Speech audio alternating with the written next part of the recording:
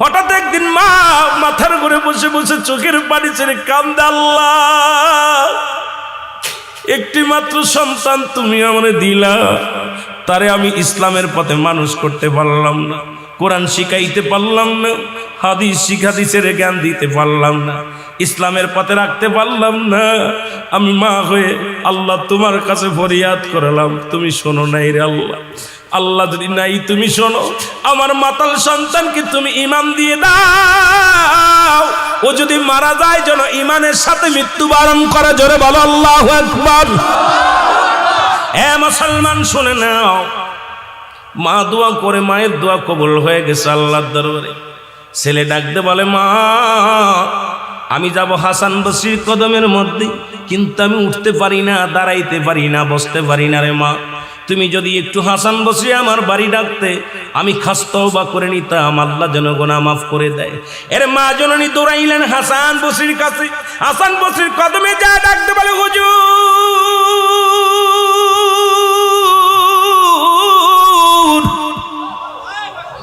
আমার মাতাল ছেলে তওবা করতে চায়, কালেমা পড়তে চায়, আপনি যদি আমার সাথে একটু আমার বাসায় যাইতেন গো, তাহলে আমি অত্যন্ত খুশি হতাম আপনার উপরে।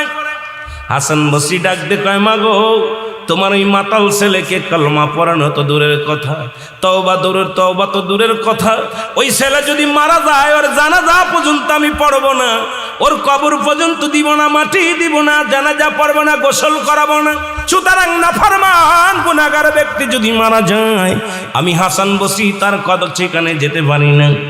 মা জননী কাঁদতে কাঁদতে চলে আসলেন বাড়ি এসে দরজা খুলে সন্তানের মাথায় হাত বোলাইয়া দিলেন। ছেলে ডাকতে বলে, মা হাসান বসরি কি আসছে? কয় না। কয়, মা গো কেন আসলো না? কয়, তোর মতো মাতালকে সে কালেমা পড়াবে না, তোর মতো মাতালকে সে তওবা করাবে না। ছেলে চোখের পানি ছেলে ডাকতে বলেন, মা গো,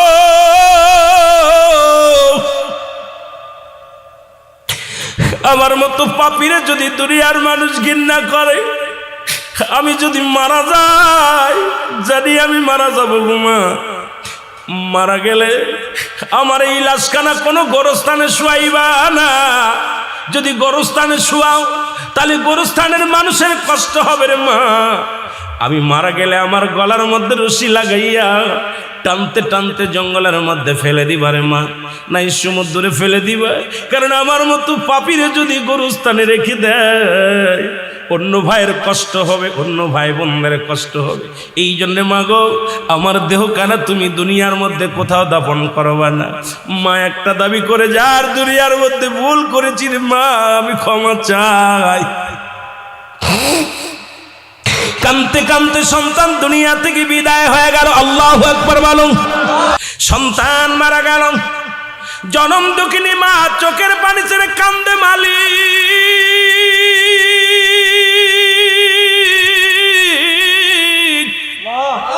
আমি অপরাধী, আমি গুনাহগার,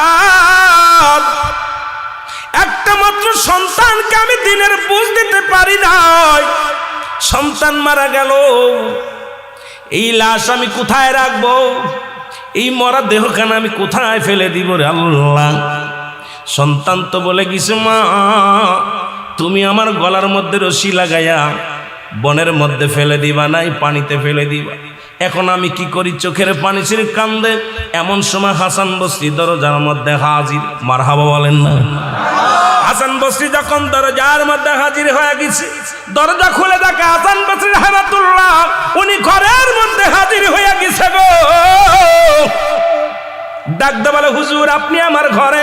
কই, মা গো, তোমাকে বিদায় করে দিয়া আমি জোহরের নামাজ পড়ে যখন যাই নামাজের পর ডান হাত মোবারক মাথার তলে দিয়ে ঘুমাইছিলাম, ইলহামের মাধ্যমে শুনতে পারলাম, হাসান যে মা তার সন্তানের জন্য ক্লাতি করে রে,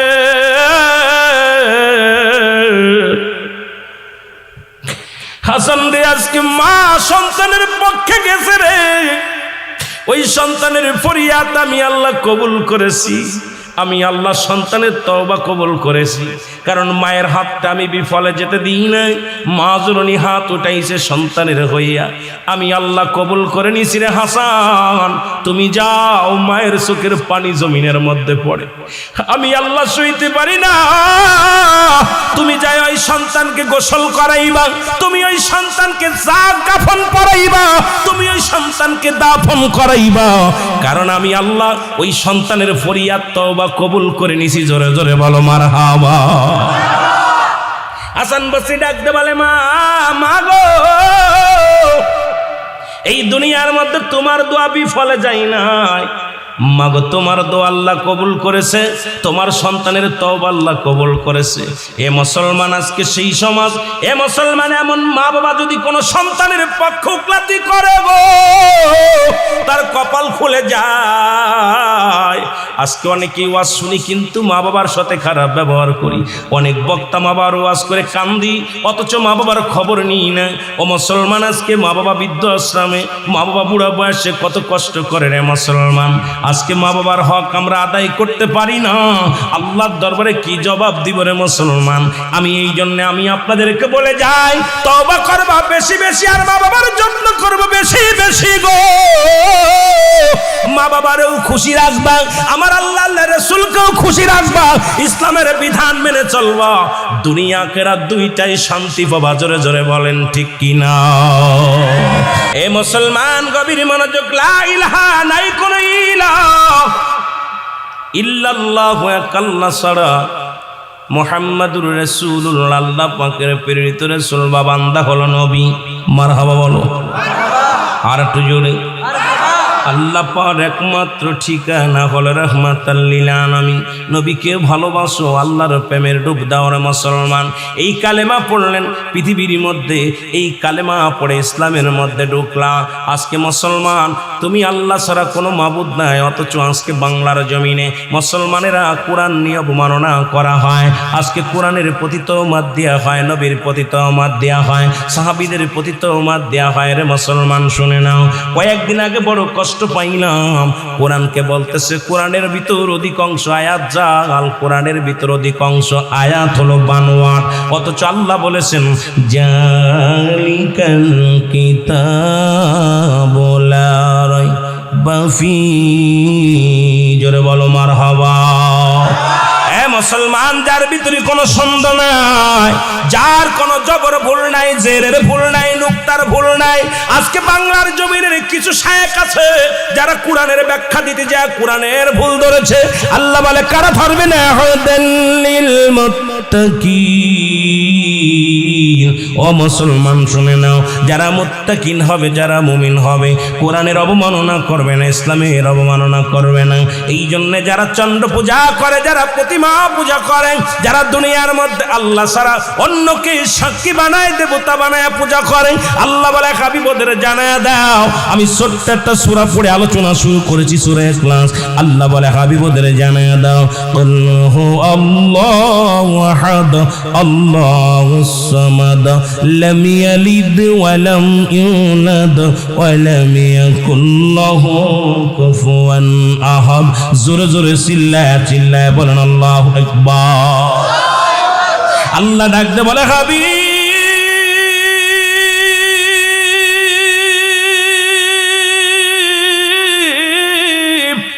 আপনি ওদের জানা দেন আমি আল্লাহ এক। যারা চন্দ্র পূজা করে বন্ধ করতে বলেন, যারা প্রতিমা পূজা করে বন্ধ করে দাও, যারা দুনিয়ার মধ্যে দ্বিতীয় খোদা বানায় তাদের বলে দাও আমি আল্লাহ এক, আমি আল্লাহ এক, আমার কোনো দ্বিতীয় নাই। পৃথিবীর মধ্যে কারো জন্মতেই নাই, কারো থেকে জন্মই নাই। আসমান জমিনের ভিতরে আমার সমকক্ষ আর কেউ নাই। জোরে বলেন ঠিক কিনা? পূজা করবো কার? জিকির করব কার? বন্দেগি করব কার? জিন্দেগি করব কার? সব কিছুর মালিককে। আরো জোরে বলেন, সব কিছুর মালিককে। একটু জোরে জোরে চিল্লায় বলা যাবেন আল্লাহু আকবার। আর একটু জোরে জোরে চিল্লায় বলা যাবেন আল্লাহু আকবার। এ দুনিয়ার মুসলমান শুনে নাও, এই জন্য আমি আজকে অনেক যুবক ভাইয়ের আছো গো, যুবকদের বলে যাই, এই কালেমা পড়লেন, এ দুনিয়ার মুসলমান, কালেমার জন্য কত যুবক জীবন দিয়া গেল, এই কালেমার জন্য জীবন বাজি রাখলো। শুধু লা ইলাহা নাই কোন ইলা ইল্লাল্লাহু এক আল্লাহ ছাড়া, মুহাম্মাদুর রাসূলুল্লাহ আল্লাহ পাকের প্রেরিত রাসূল বা বান্দা হলো। এই কালেমার ওয়াজ যদি করি রাত কেটে যাবে রে মুসলমান, দেখা যাক কত পর্যন্ত আগাইতে পারি। আমি আপনাদের কয়েকটা কথা বলে যাই, দিলের কান্ডা লাগায় শুনে নেন। এই যুবক ভাইয়েরা শুনে নাও, এই যুবক কালেমা পড়লেন। কে পড়ল রে? দুনিয়ার মধ্যে আব্দুল হুজ্জাব নামে একজন যুবক কালেমা পড়লেন। লা ইলাহা নাই কোনো ইলা ইল্লাল্লাহু এক আল্লাহ ছাড়া। সে জিকির করতে লাগলেন আর কয় ইল্লাল্লাহু ইল্লাল্লাহ লা ইলাহা, আরো জোরে বলেন ইল্লাল্লাহু ইল্লাল্লাহ। হুজ্জাব কালেমার পাগল হয়ে গেল, বকরি চড়াইতে মাঠে যায়, বন্ধু বান্ধব কত রং বিরঙের গান গায়, বন্ধু বান্ধব গুলো সব আনন্দ ফুর্তির মধ্যে থাকে। আর হুজ্জাব কি করে? কালেমা পড়ে। বকরিগুলো কালেমা শুনে তাকায় রয়েছে হুজ্জাবের দিকে। ও মুসলমান, হুজ্জাবের চাচার কাছে খবর আসলো, ছোট্টবেলা হুজ্জাবের বাবা মারা যায়, মা জননী অন্য পুরুষের সঙ্গে বিবাহ বন্ধনে আবদ্ধ হয়েছে। আমার যুবক বাজানরা সামনের সারিতে দেখেছি অনেক যুবক বাবারা বসে আছো, কারণ আগামী দিনের প্রজন্ম তোমরা এই যুবকরা আজকে যুবক বয়সে যেখানে থাকার দরকার ছিল গানের প্যান্ডেলে আসছো, জান্নাতের প্যান্ডেলে। আমি আপনাদের কিছু কথা বলে যাই, কারণ যুবক বয়সে হবে জান্নাতি। আল হাসান আল হুসাইন হবে যুবকদের সর্দার, জান্নাতের সর্দার। যুবক বয়সে একবার আল্লাহ বলা আর বৃদ্ধ বয়সে 1000 বার বলা সমান হবে না। সুতরাং আজকে যুবক ভাইয়েরা, যুবক সমাজের উদ্যোগের মাহফিল, যদিও চেয়ারম্যান বাড়ির মাহফিল, তবুও যুব সমাজের উদ্যোগের মাহফিল। যুবক ভাইয়েরা ফিরে আয়, ফিরে আয়, ফিরে আয়, দিন ইসলামের মধ্যে ফিরে আয় যদি শান্তি পেতে চাও। জোরে বলেন ঠিক কি না? হুজ্জাব কি করলেন? কালেমা পড়লেন। খবর এসে গেল চাচার কাছে, ও আমাদের নেতা, আমাদের মালিক, তোমার বাতিজা কালেমা পড়ে। কি সেই রাগ কালেমা পড়ে? সদা সর্বদা যখন কালেমা পড়ে তখন আমাদের বকরিগুলো খানা খায় না, উটগুলো খানা খায় না। ওই পাগলটার মুখের দিকে তাকায়া থাকে, পেল পেল করে তাকায়া থাকে। বলে হুজ্জাবরে ডাকো, সে কি কালেমা পড়েছে। ডাক দিয়ে হলো, কয় চাচা বাতিজা। দুজন পাশাপাশি বসলেন। এখন চাচাই জিগায় বাতিজারে, তোমার মালিককে? তোমার মালিককে? বলে কেন বাবা? আমার মালিক আমার আল্লাহ। জোরে বলেন মারহাবা। আমার মালিক কে? জোরে জোরে চিল্লায় বলেন কে? এবার হুজ্জাবের চাচা কয়, না বাতিজা, তোমার মালিক আমি, কারণ তোমারে খাওয়ায়, তোমারে পড়ায়, তোমার সমস্ত দায়িত্ব হলো আমার। সুতরাং তুমি আমার কর্মচারী, আমি তোমার মালিক। নাউজুবিল্লাহ বলেন না? আর একটু জোরে বলেন। বাতিজা কয়, চাচা আপনার মালিক কে? আমার মালিক যদি আপনি হন, আপনার মালিক কে? কয় বাতিজারে, তুমি যে পড়াশোনা করছো ভুল পড়াশোনা করছো, আমার মালিক আমি নিজেই। জোরে বলেন নাউজুবিল্লাহ। বাতিজা বলে, চাচাই বলে, বাতিজারে তোরে খাওয়াই কে? কয় আল্লাহ। কে খাওয়ায়? জোরে বলেন কে খাওয়ায়? কার জন্য সুদ খাও? কার জন্য ঘুষ খাও? কার জন্য ব্যভিচার করো? কার জন্য অন্যায় করো? কার জন্য জুলুম করো? এই বাড়ি থাকবে না, গাড়ি থাকবে না, সব কিছু আমার আল্লাহ চূন্য বিচ্ছিন্ন করে দিবে। আমি আস্তে আস্তে আলোচনায় গেলে বুঝতে পারবেন। আজকে তোমরা মুসলমান, ফিলিস্তিনের মুসলমান, মুসলমানদের আঘাত করে। ইসরায়েলের জানোয়ারগুলো শুনে রাখো, পৃথিবীর মধ্যে যারা খুদাই দাবি করেছিল, আল্লাহ তাদের ধন ভাণ্ডারের মালিক বানায়া দিয়েছিল, তারা দুনিয়ার মধ্যে নাই, তোমরাও থাকবা না। হয়তো 100 বছর, 50 বছর, 60 বছর বাঁচবা, কিন্তু তুমি আর এক ভাইয়ের রক্ত নিয়ে খেলা করো, ওই ভাইয়ের চোখের পানি বিফলে যাবে না। আমার আল্লাহ ছাড় দেয়, ছেড়ে দেয় না। জোরে কোন ঠিক কিনা? আর এই দুনিয়ার পাহাড় করতেছ, পাহাড় ধন সম্পদের পাহাড় করলাম, এই ধন সম্পদ খাবে পোকে, তোমার দেহ খাবে পোকে, ধন সম্পদ খাবে লোকে। জোরে বলেন ঠিক কিনা? এই বাড়ি গাড়ি চেয়ারম্যান সাহেব খাইতে পারবেন, এটা হয় ছেলে খাবে, নাতি খাবে, প্রতিবেশী খাবে, কিন্তু ওনার দেহখানা খাবে পোকে। এই জন্য পোকে যেন দেহটা না খায়, সেই কাজ করার দরকার আছে কিনা? সেই কাজ হলো জান্নাতের বাগান, নামাজ, রোজা, হজ, যাকাত, ইসলামের বিধান মেনে চলতে যদি পারো, তোমার দেহটা যদি সুন্দরভাবে ইসলামের মধ্যে গঠন করতে পারো, তোমার দেহটা কবরের ভিতরে সম্মানের সাথে থাকবে, তোমার কবরে তোমার দেহটা থাকবে, সুন্দর থাকবে, ফেরেশতারা তোমার কবরে সালাম দিবে, তোমার যত্নে রাখবে, আরামে রাখবে। আর যদি তোমার দেহখানা যদি ইসলামের বিধান না মেনে চলে যাও, ওই দেহখানা কবরে ঢুকার সঙ্গে সঙ্গে পোকে খাওয়া শুরু করবে। জোরে বলেন ঠিক কিনা? আমার ভাইরা, আমার বন্ধুরে, বাতিজা বলে, চাচা খাওয়ানোর মালিক আল্লাহ, রিজিকের মালিক আল্লাহ, হায়াতের মালিক আল্লাহ। কে কে? জেনে বলেন কে? আল্লাহ। চাচাই কয়, না রে বাতিজা না, ওই কালেমা ছেড়ে দে, ওই ভণ্ডামি ছেড়ে দে, ওই কালেমা পড়া যাবে না, কালেমার অর্থ জানো? কয় জানি, আল্লাহ ছাড়া কোনো মাবুদ নাই, রাসূল তার প্রেরিত বান্দা। কয় না রে বাতিজা না, এই কালেমার অর্থ হলো আজ থেকে খানা বন্ধ, তুমি আর খাইতে পারবা না। চাচা বাতিজা কয়, বাতিজা আলহামদুলিল্লাহ, যদি কালেমার অর্থ খানা বন্ধ হয়, আমি গোলাম আজ থেকে খানা খাবো না, আমি গোলাম আমার জীবনে একটা খানা খাবো না। যদি কালেমার অর্থ হয় খানা বন্ধ, চাচা খানা ছেড়ে দিলাম, তবু মধুর কালেমা ছাড়ব না, লা ইলাহা ইল্লাল্লাহ। এ মুসলমান, গভীর মনোযোগ, কথাগুলো বললে বুঝতে পারবেন। জগৎ বিখ্যাত একজন আল্লাহর মাহবুব বান্দার কথা বলে আমি শুরু করি, তওবার কথা দিয়া শুরু করি। মুসলমান, এখানে আসছি কিছু আমল নেওয়ার জন্যে, এখানে আসছি গুনাহ মাফের জন্যে, এখান থেকে যেন আল্লাহ মাসুমের মাসুম বানায় দেয়। জীবনে কত অন্যায় করলাম, জীবনে কত পাপ করলাম, জীবনে কত অপরাধ করলাম, আল্লাহ রিয়াজুল জান্নাহ বেহেশতের বাগান পাইলাম, এই বাগানের খাতিরে আমাদেরকে তুমি ক্ষমা করে দাও। জোরে বলেন আমিন। এই দুনিয়ার মুসলমান,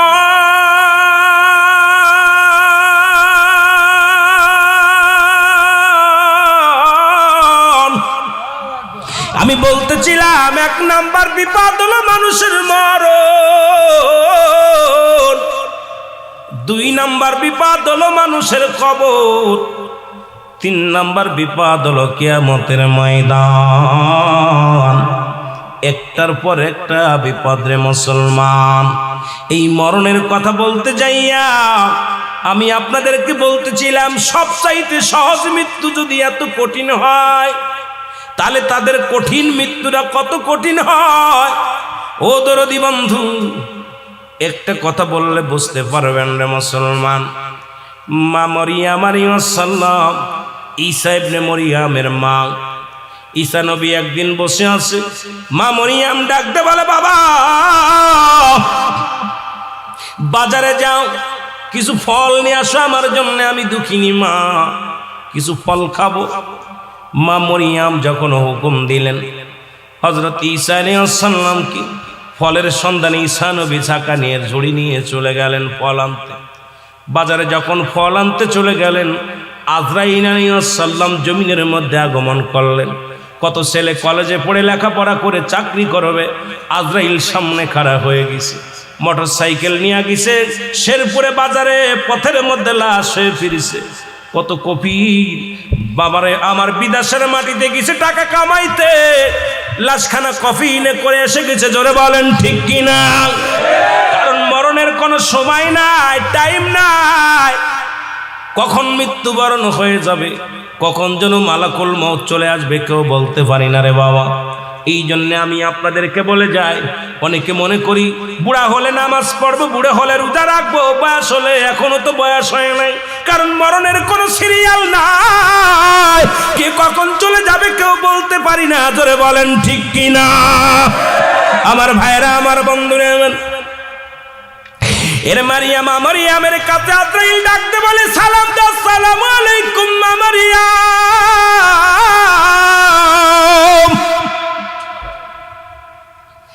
মা মারিয়াম ওয়ালাইকুম আসসালাম, কে গো তুমি? বলে, ও মা গো, আমি হলাম আজরাইল। আল্লাহু আকবার বলেন। আজরাইল রে তুমি কিসের জন্য আসছো? কয় মা গো, আল্লাহর হুকুম হয়েছে তোমার জানটা এখন বাইর করব, তোমার রূহটা এখন এই মুহূর্তে তোমার রূহটা ছিনিয়ে নিয়ে হবে, এখনই তোমাকে মৃত্যুবরণ করতে হবে, তোমার রূহটা নিয়ে যাওয়ার হুকুম হয়েছে আমার উপরে। জোরে বলেন আল্লাহু আকবার। আর একটু জোরে বলেন আল্লাহু আকবার। মা মরিয়ম একটা চিৎকার মেরে বলে, আজরাইল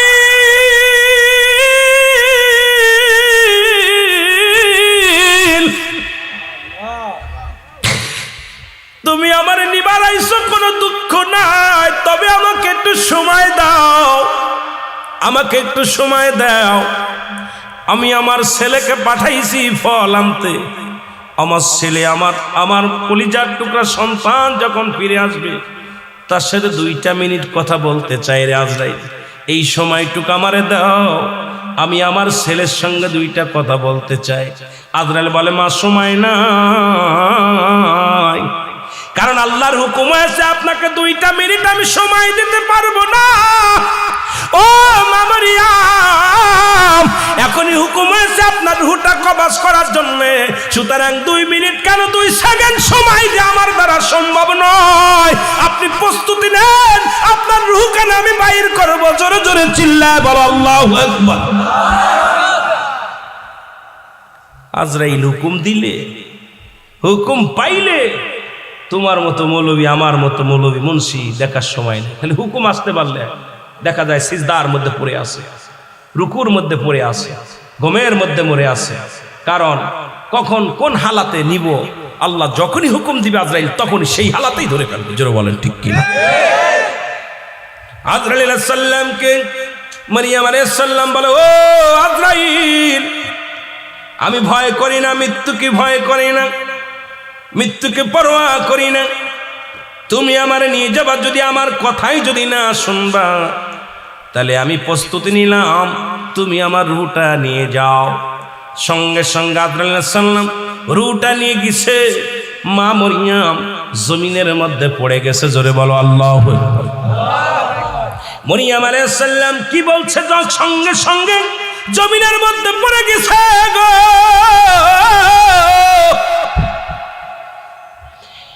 ঈসা আলাইহিস সালাম ফলমূল নিয়ে বাড়িতে এসে দেখে মা জননী পড়ে আছে ঘরের দরজায়।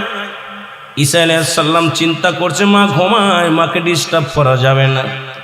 ফলের জাকা মায়ের মাথার গড়ে রেখে ঈসা আলাইহিস সালাম দাঁড়াই রইলেন, মা কখন জাগবে, মা কখন উঠবে, কখন ফল খাবে, বল বাবা তুমি ফল আনছো নি।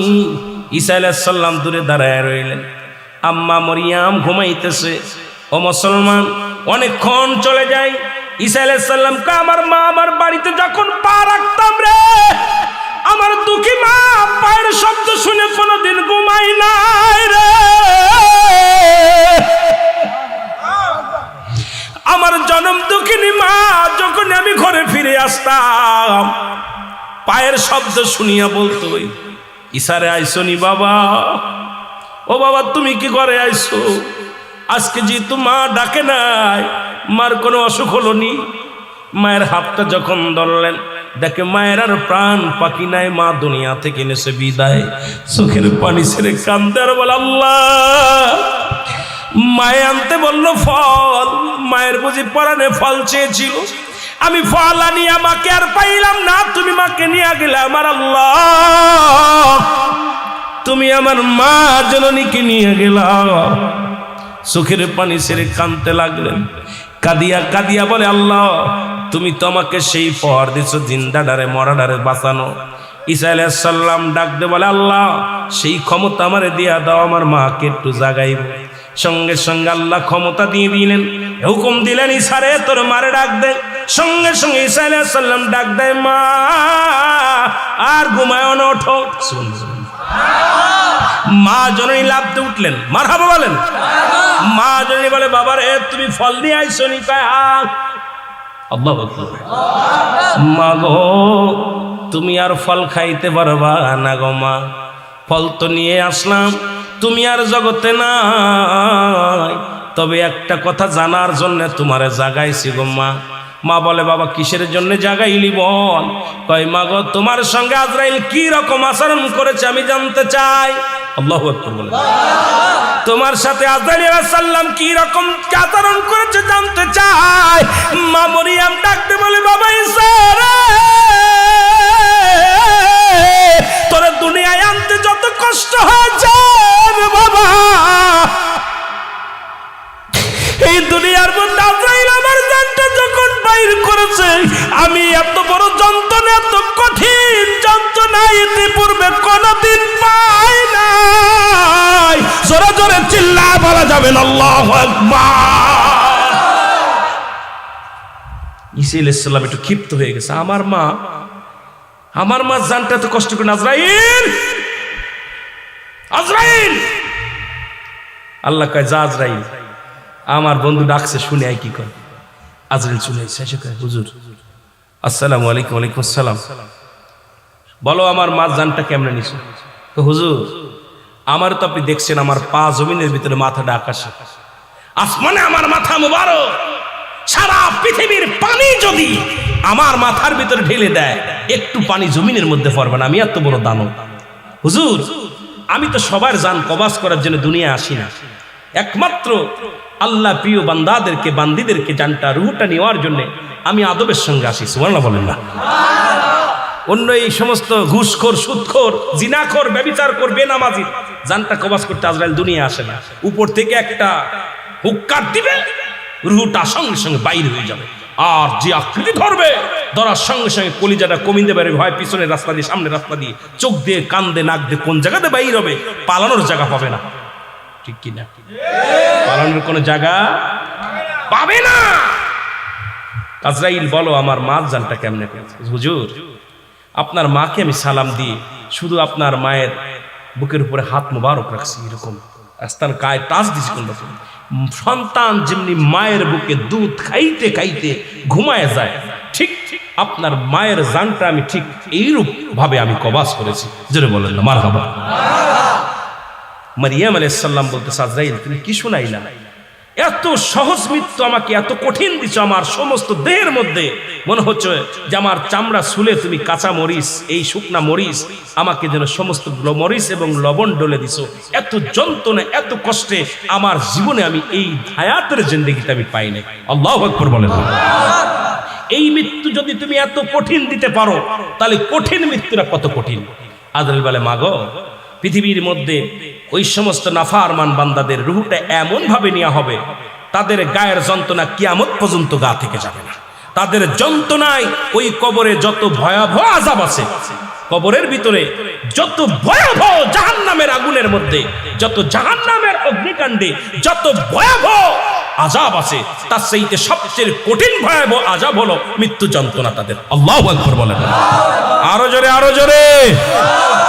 তাহলে ইয়া দ্বারা বোঝা গেল যে আমার আপনার রূহটা কেমনে বাইর করে। আমি আপনি এত ফালাফালি করতেছি, এত বাড়াবাড়ি করতেছি, ঘটনাটা কি? ঠিক এই রকম হযরতে আপনার ইদ্রিস আলাইহিস সালামকে জান্নাতের মধ্যে আছে। সুবহানাল্লাহ বলেন না। আরো জোরে বলেন, ভালো করে বুঝে নেবেন। ইদ্রিস আলাইহিস সালাম জান্নাতের মধ্যে আছে, রূহটা কবাস হলো, এরপরে ইদ্রিসকে আবার জিন্দা করলো, আবার তাকে জান্নাতে দিল। ইদ্রিস আলাইহিস সালামকে আল্লাহ জিগায়, ইদ্রিস ও বন্ধু তুমি কি জান্নাত পেয়ে খুশি? বলে হ্যাঁ খুশি হয়েছি, তবে আমার একটা কষ্ট। কি কষ্ট? আল্লাহ তোমার আজরাইল মনে আমার সাথে ভালো ব্যবহার করে নাই, তোমার আজরাইল আমার সাথে দুর্ব্যবহার করছে।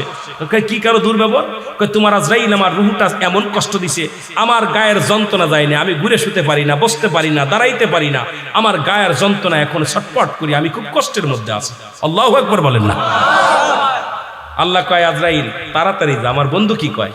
ইদ্রিস আলাইহিস সালামের কাছে আজরাইল আলাইহিস সালাম চলে আসছে। আয়েশা বলতেছে হুজুর আপনার কাছে আমি আসছি, কিছু জানতে চান?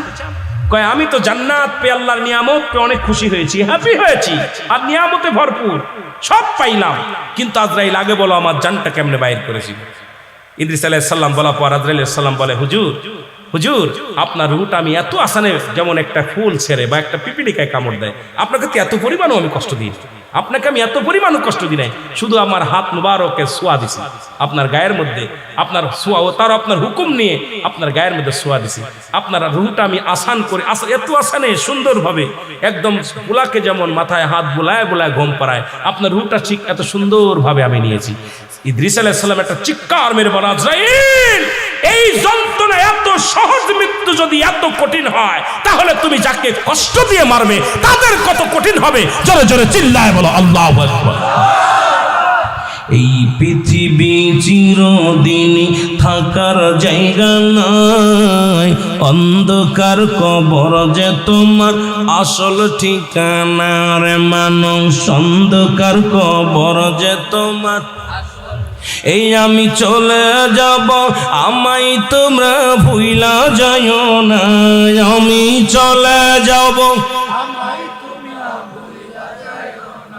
আমার মরণ আসিবে কখন কেউ তো জানি না, আমার মরণ। এর কত মানুষের দাপন করাইলা রে,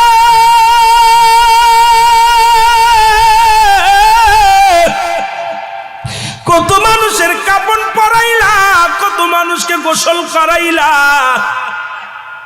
গোসল যারা করায় কেউ বলে পায়খানা করে দিছে, কেউ বলে প্রস্রাব করে দিছে, কেউ বলে জিহ্বা বাইরে হয়ে গেছে, চক্ষু দুইটা বড় বড় হয়ে গেছে। এই মরণের যন্ত্রণা আল্লাহ আল্লাহ, তুমি আমাদের মরণ ব্যাধিটা একটু আল্লাহ মাফ করে দিও গো আল্লাহ। এই মরণের সময় তুমি আসানের সঙ্গে মৃত্যু দিয়া দিও, ইমানের সাথে মরণ দিও, জোরে জোরে বলেন আল্লাহু আকবার। এ আমার ভাইয়েরা, আমার বন্ধুরা, আমার আল্লাহ,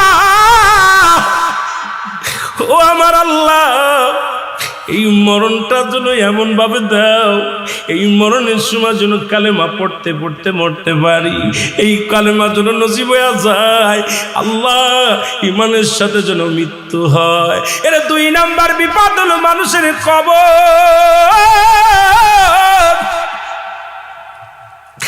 এত ভয় আজকে মানুষের, কবরের ভয় নাই। কদিন আগে দেখলাম দাদারে মাটি দিয়া নাতিরা দাদার সঙ্গে সেলফি তোলে কবরে শুয়ে। আরে দুনিয়ার কবরের ভয় যদি কোনো মানুষের থাকতো, দুনিয়ায় ঘুষ খাইতে পারতো না, সুদ খেতে পারতো না।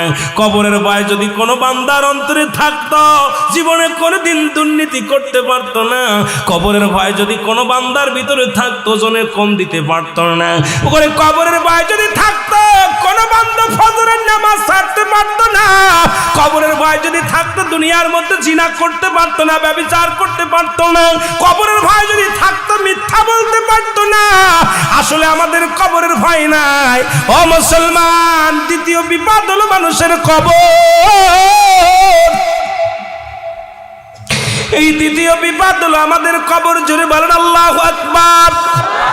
আজকে আমাদের অন্তর কেন কাঁদে না? কবরের ভয় কেন আমাদের অন্তরে জাগে না রে মুসলমান? আমি দেখলাম, কত জায়গা দেখলাম কবর করে আর সেলফি তুলে ছেড়ে দেয়।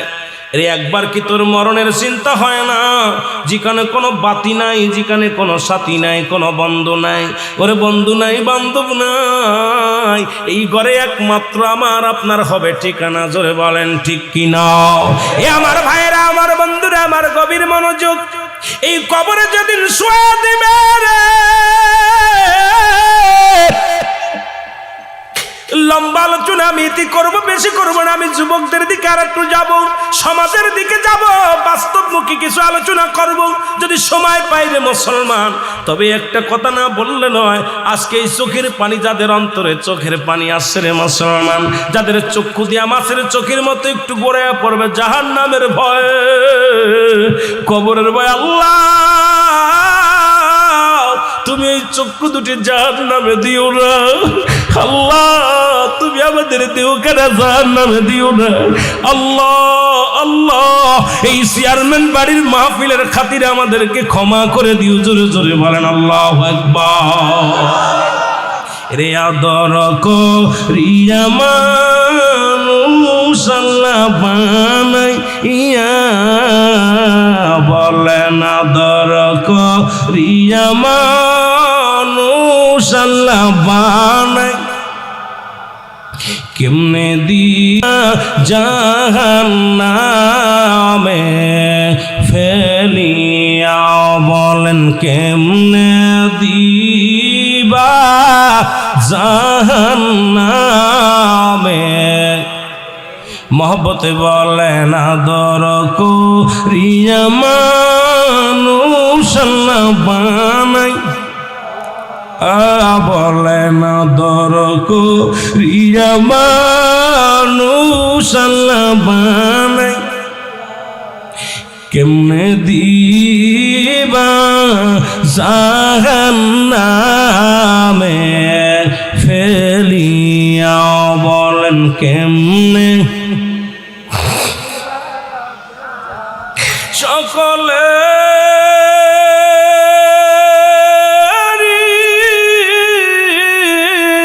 দরজা হইতে আল্লাহ ফিরিয়া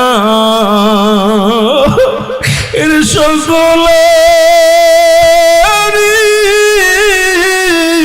দরজা হইতে আল্লাহ ফিরিয়া এই মাহফিলে কান্দি গোয়াশেক বসিয়া বলেন আদর করিয়া মানুষ আল্লাহ বানাই মহব্বতে বলেন আদর করিয়া মানুষ আল্লাহ বানাই এর কেমনে দিবা জাহান্নামে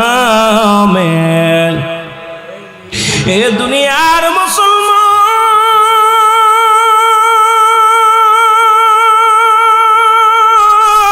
মুসলমান এই আসমান যেমনি বানাইছে বান্দা তোরে এমনি বানাই নাই জমিন যেমনি বানাইছে আমার আল্লাহ এমনি তোরে বানাই নাই এই আকাশ যেমনি বানাইছে আমার আল্লাহ তেমনি তোরে বানাই নাই ফেরেশতাদের যেমনি বানাইছে আমার আল্লাহ এমনি তোরে বানাই নাই এর ফেরেশতা জিন জাতিরে যেমনি বানাইছে আমার আল্লাহ এমনি তোরে বানাই নাই এই দুনিয়া সৃষ্টি যেমনি করেছে রে বান্দা এমনি তোরে বানাই নাই কোন আর ফাকুন বলে সব বাইর হয়ে গেছে পাহাড় জমিন আসমান জমিন যা কিছু আমার আল্লাহ বানাইলো শুধু হুকুম দিয়া বানাইলো আর বান্দারে তোরে আদর করি আমার আল্লাহ কয় বান্দা আমি তোরে আমার কুদরতি হাত দিয়ে বানাইলাম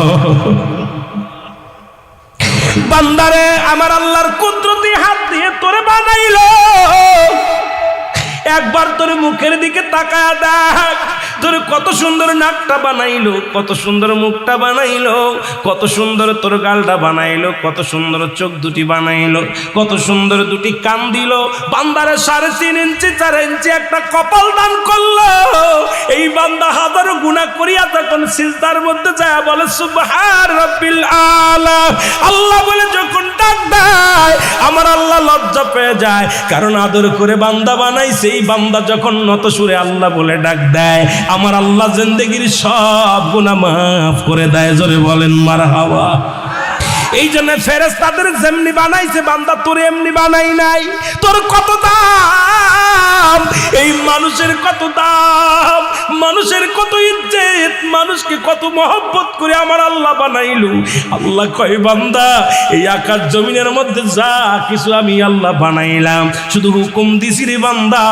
আমি বান্দা হুকুম দিয়া সব বানাইলাম আর এই মানব জাতিকে আমি আদরের বান্দা বান্দিরে আমি বানাইলাম আমার কুদরতি হাত মোবারক দিয়া সেই আল্লাহ পাকের সঙ্গে নাফরমানি কেমনে করে বান্দা একবার কি মরণের চিন্তা হয় না কবরের চিন্তা হয় না জোরে জোরে বলেন ঠিক কি না আদর করিয়া মানুষ আল্লাহ বানাই বলেন আদর করিয়া মানুষ আল্লাহ বানাই এর কেমনে দিবা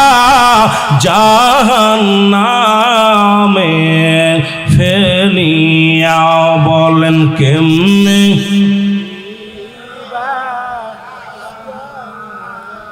এই দুনিয়ার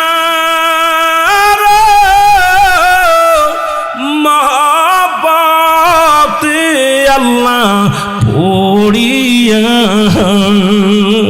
আল্লাহ এই দুনিয়ার মায়ার জালে আল্লাহ পড়িয়া নামাজ রোজা সবই গদিছি সারিয়া পাখি যে দিন ফাঁকি দিয়া চলিবে সোনার খাসা বিছানাতে রহিবেন সাপে কাটবে গর্জন মারবেন হায় রে হায় আগুন ঢালিয়া দিবেন কলি যায় আগুনের তাপ যখন গায়ে বান্দা লাগিবে গায়ের গোস্ত খইসা খইসা পড়িবে বলে না দর করিয়া মানুষ আল্লাহ বানাই কেমনে দিবা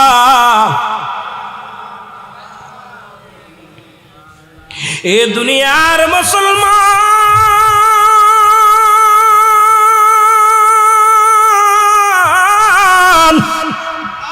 আমি এই জন্য বলতেছিলাম দ্বিতীয় বিপদ হলো মানুষের কবর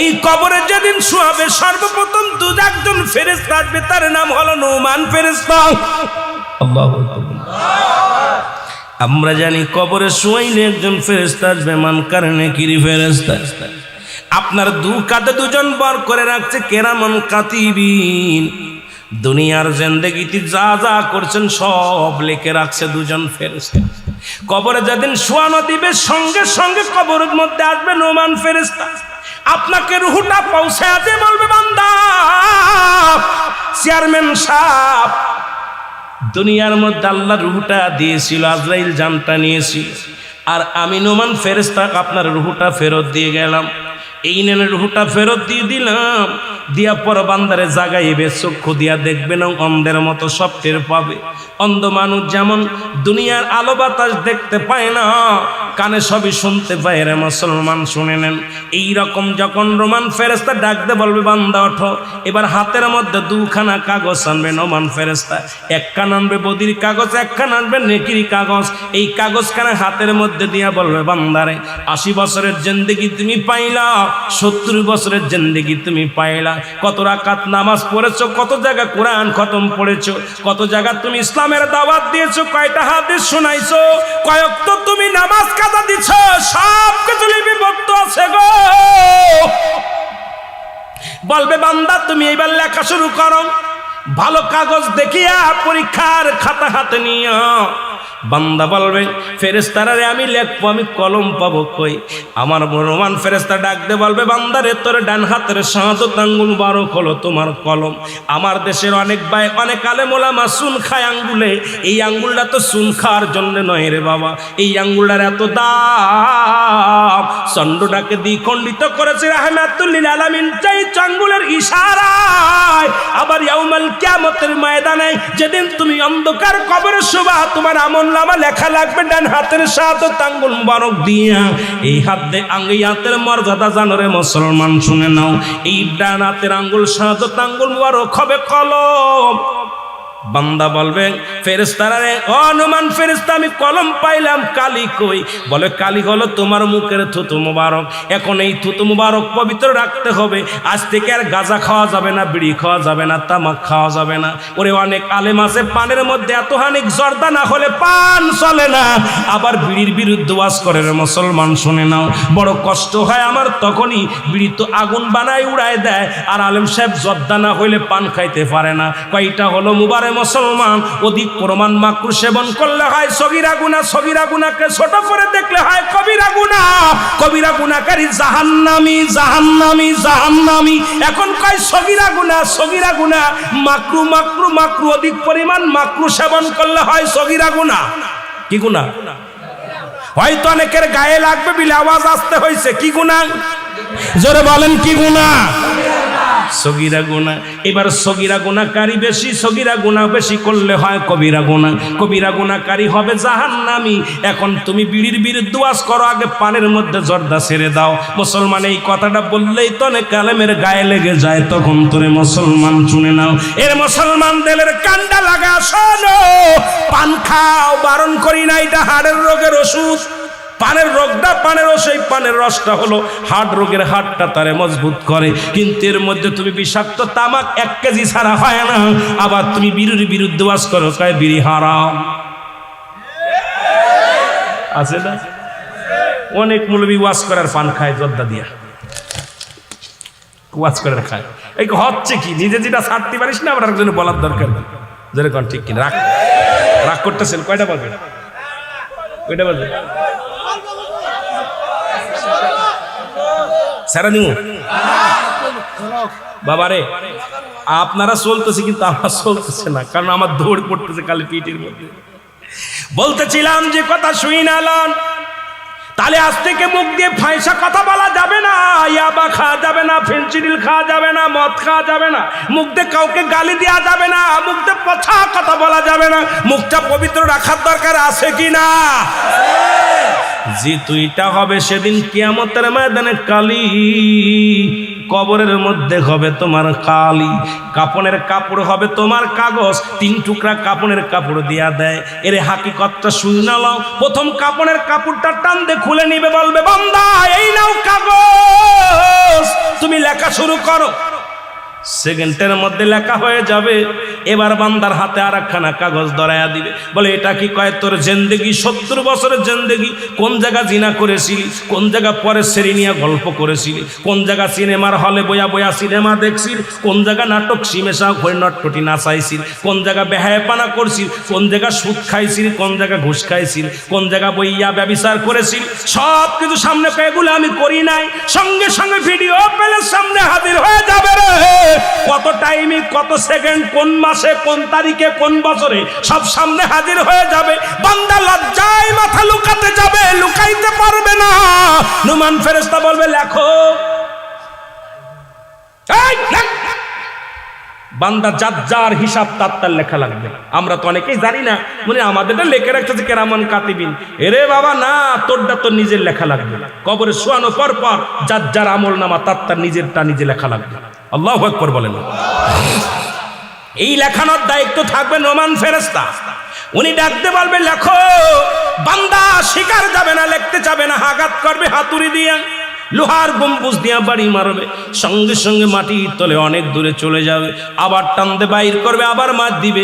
ডান দিকের মাটি বাম দিকে চাপ দিবে, বাম দিকের মাটি ডান দিকে চাপ দিবে, উপরের মাটিগুলো নিচের দিকে চাপ দিবে, নিচের মাটিগুলো উপরের দিকে চাপ দিবে, সামনের মাটিগুলো পিছনের দিকে চাপ দিবে। পান্ডার হাড্ডি গুড্ডি ডান দিকের হাড় বাম দিকে চলে যাবে রে। কোনো কান্নাই কাজ হবে না রে। তোমার আমল নামা তোমার লেখাই লাগবে রে। তুমি কত অন্যায় করেছো এগুলো সব লেখা লাগবে, লেখা হয়ে যাবে। এবার বান্দার তোমার গলার মধ্যে লটকায়া হয়ে যাবে, বলবে হায় আফসোস বান্দা, 40 বছরের জিন্দেগি পাইয়া তুমি আল্লাহকে চিনতে পারো না, 80 বছরের জিন্দেগি পাইয়া গুনাহ মাফ করতে পারো না, 100 বছরের জিন্দেগি পাইয়া তুমি জাহান্নামী হয়ে গেলা। আফসোস করতে করতে যাবে। হায় রে আফসোস রে বান্দা, দুনিয়ার প্রেমে পড়ে গিয়েছিল রে বান্দা, এই দুনিয়ার প্রেমে পড়িয়া তোমার জীবনটাকে হারাইলা। আফসোস করতে করতে বান্দার কবর থেকে যখন যাবে, ওই কবরের ভিতরে তখন মুনকার নেকির হাজির হয়ে যাবে। জোরে বলো আল্লাহু আকবার। আর জোরে বল। এবার মুনকার নেকির আসিয়া দেখবে বান্দার গলার ভিতরে দুখানা কাগজ লটকানো। নেকির কাগজ যদি বেশি ভারী হয়, এটা থাকবে উপরে, বদির কাগজটা থাকবে তলে। বদির কাগজটা যদি বেশি হয় এটা থাকবে উপরে, নেকিটা থাকবে উপরে নিচেই। বান্দা যখন নেককার হবে ডাকতে বলবে, বান্দারে শোন, শোন রে বান্দা, তুই বড় ভাগ্যবান। আমার আল্লাহ ঘোষণা করেছে, একটা নয় দুটি নয়, বিসমিল্লাহির রাহমানির রাহিম উইদ্দাতুল মুমিনিন।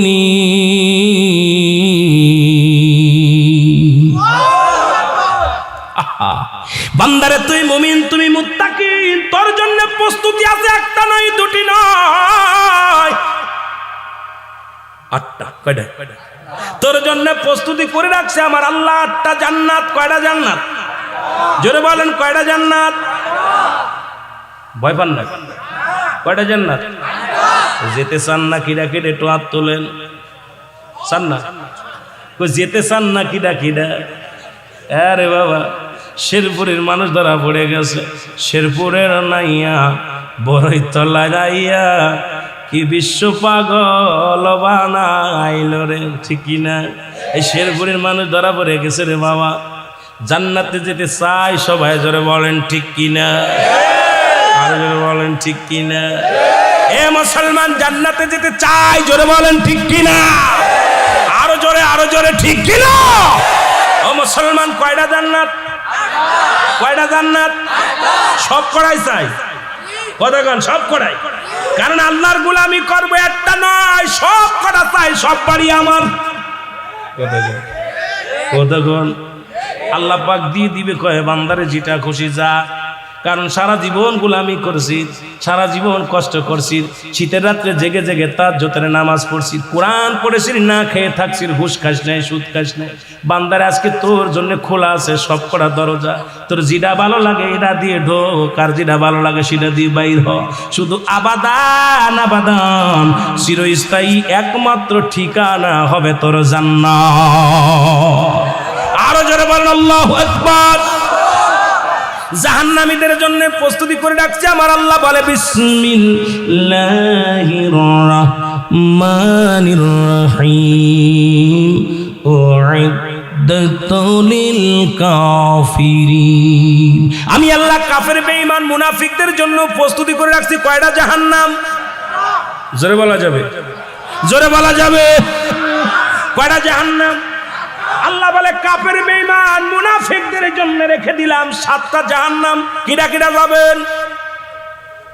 সালাক হয়ে গেছি বা হুজুর মাগুরার মানুষের কাছে আর মানতে রাজি নয়, কারণ মাগুরা থেকে এসে শেরপুরের মানুষের ঠগায় দিয়ে যাবে, হবে না। গতবার ঠগেছি, বার টিকতে চাই না। ও মুসলমান শুনে নাও, কারণ 7টা জাহান্নাম রাখছে বেঈমান মুনাফিকদের জন্য। আর জাহান্নামের গেটের মধ্যে লাগানো আছে একটা গাছ, সেটার নাম হলো জাক্কুম নামে কাঁটাযুক্ত গাছ। এই গাছের গাছগুলো গ্রাস করে ফেলবে, জাহান্নামীদেরকে পালাইতে যাবে, ধরে আনবে, ধরে ধরে গিরে গ্রাস করে ফেলবে। জান্নাতের গেটে লাগানো থাকবে সিদরাতুল মুনতাহা, বড়ই গাছ। এ মুসলমান, যে বড়ই গাছে কোনো কাঁটা থাকবে না, ফল থাকবে। এখন কোন তাফসীর কারক বলেছে সিদরাতুল মুনতাহা শব্দের অর্থ বড় নহর, আবার কোন কিতাবের মধ্যে আছে এটা শব্দের অর্থ হলো বড়ই গাছ। জান্নাতের মধ্যে থাকবে বড়ই গাছ, যে গাছে কোনো কাঁটা থাকবে না, শুধু ফল থাকবে। রাসূল আকরাম সাল্লাল্লাহু আলাইহি ওয়াসাল্লামকে যখন নবীজি মিরাজ করলেন, মিরাজের মধ্যে যাইয়া সিদরাতুল মুনতাহায় নামাইলেন। জিবরিল আমিন কয়, আল্লাহর নবী কয়, জিবরিল রে কোথায় রাখলা? বলে হুজুর এইটা রেখে দিলাম সিদরাতুল মুনতাহায়। নবী দেখলেন তাকায়া জান্নাতুল মাওয়া। আল্লাহু আকবার বলেন না। নবী তাকায়া দেখলেন জান্নাতুল মাওয়া। নবী বললেন এটা কি? কয় হুজুর এটা একটা জান্নাত, এই জান্নাতের নাম হলো জান্নাতুল মাওয়া। নবী কয় গাছটা কি? কয় হুজুর এটা হলো বড়ই গাছ। এই সিদরাতুল মুনতাহায় নবীকে রাখলেন। কয় নবী গো, এই জান্নাতের মধ্যে যারা যাবে কাঁটাযুক্ত ফল খায়া তৃষ্ণা নিবারণ করবে, ক্ষুধা নিবারণ করবে। মুসলমান শুনে নাও, শুনে নাও, আজকে বড়র পাতা গরম জালে দিয়া গোসল করায় দাও। হাকিকতটা জানার দরকার, হাকিকত জানতে পারলে মজা লাগবে। জোরে জোরে চিল্লায় বলো ঠিক কিনা?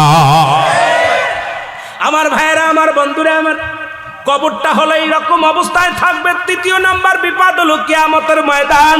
লম্বা আলোচনা করলে রাত কেটে যাবে, আলোচনা করতে পারবো না। কিয়ামতের ময়দান কিসের ময়দান?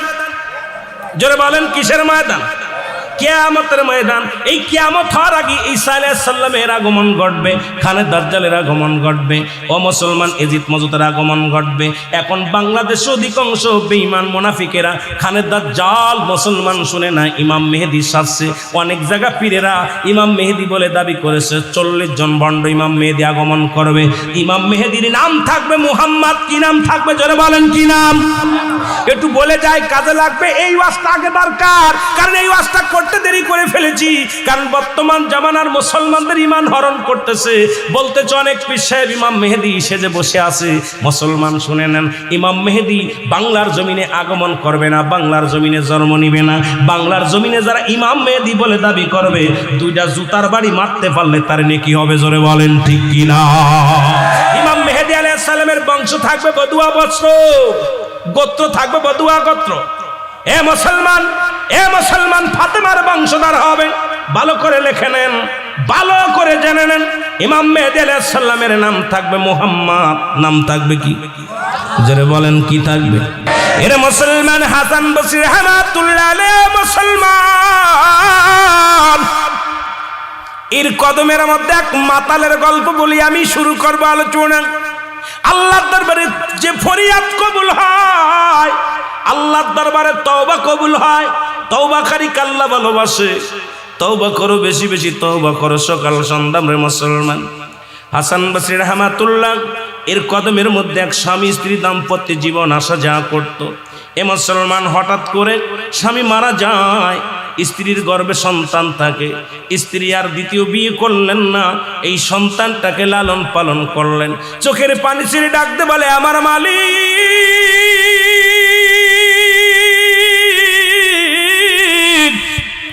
আমি এই সন্তানকে কোরআনের শিক্ষা দিব, হাদিসের শিক্ষা দিব, এক বড় আলেম বানাবো। দুনিয়ার মধ্যে জগৎ বিখ্যাত একজন আল্লাহর আলেম বানাবো রে আল্লাহ। জীবনের দ্বিতীয় বিয়ে করব না, আমার জীবনটাকে সংগ্রাম করে আমি গাজী হয়ে দুনিয়ার মধ্যে বেঁচে থাকবো। মেয়েটা তো মারা তো এমনই হয়। আজকে আমার যে মা বোনের আলোচনা শোনো, তারাও কান্দি, একটু আলোচনাটা শুনবা। এর সন্তান বড় হলো, আস্তে আস্তে নামাজ ছেড়ে দিল, রোজা ছেড়ে দিল। ছেলে মাতাল হয়ে ঘোরাঘুরি শুরু করলো। ছেলে এক ওয়াক্ত নামাজ পড়ে না, মায়ের কোনো আদেশ শোনে না। কিন্তু জনম দুঃখিনী মা প্রতিনিয়ত সন্তানের জন্য দোয়া করে, আল্লাহ তুমি আমার সন্তানকে তুমি হেদায়েত দান করো, আমার সন্তানকে তুমি আলেম বানায়া দাও, আমার সন্তানকে তুমি অপরাধ জগৎ থেকে ফিরিয়ে দাও, আমার সন্তানকে তুমি দুনিয়ার মধ্যে ইসলামী জ্ঞান শিক্ষা করায়া দাও। আল্লাহ আমার সন্তানকে তুমি ঈমান দাও, আমার সন্তান যেন জাহান্নামী হয়ে না যায়। জোরে বলো আল্লাহু আকবার। কিন্তু সন্তান কোনো কথা শোনে না। মানুষের অসৎসঙ্গ পাইয়া, গাজামত খাইয়া মাতাল হইয়া ঘুরাতে করে সন্তানের মরণ ব্যাধি হলো। ব্যাধি হয়ে ঘরের মধ্যে বিছনায় পড়ে গেল। জনম দুঃখিনী মা কয়, বাবারে বিছনায় পড়ে আসি রে, কখন যেন মারা যাস। বাবা তুই তওবা কর, তওবাকারীকে আল্লাহ ভালোবাসে, তওবা করে ফিরে আয়। সন্তান কোনো কথা শোনে না। জনম দুঃখিনী মা প্রতিনিয়ত সন্তানের জন্য হাত তোলে আর বলে, আল্লাহ আমার সন্তানকে তুমি ফিরে দাও, ইসলামের পথে ফিরে দাও। মালিক, সন্তান নষ্ট হয়ে যায়। কিয়ামতের ময়দানে আমি মাওলার দরবারে কি জবাব দিব? আমি আল্লাহর আদালতে কি জবাব দিব? আমার স্বামীর কাছে আমি কি জবাব দিব? আল্লাহ তুমি আমার সন্তানকে ফিরে দাও, ইসলামের বুঝ দিয়ে দাও। সন্তান পথে আসলো না, হেদায়েত হলো না। 100 টাকা পয়সা খরচ করে চিকিৎসা করলো, সুস্থ হলো না। মরণ পথের যাত্রী